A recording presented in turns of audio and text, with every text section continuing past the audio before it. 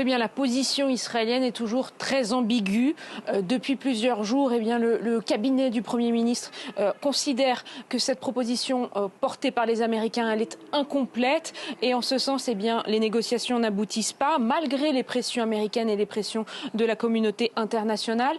Hier, le Hamas s'était dit plutôt positif, mais réclamait des Américains qu'ils offrent des garanties pouvant permettre de s'assurer qu'Israël respecterait le cessez-le-feu de façon durable. Et ça semble être le point de discorde principal, puisque quant à la première phase de l'accord qui prévoit un cessez-le-feu de 6 semaines et la libération d'otages israéliens, cette première phase semble relativement atteignable pour les Israéliens. Mais la grande question, c'est celle de la deuxième phase, du retrait plus durable des forces israéliennes de Gaza et d'un cessez-le-feu qui durerait.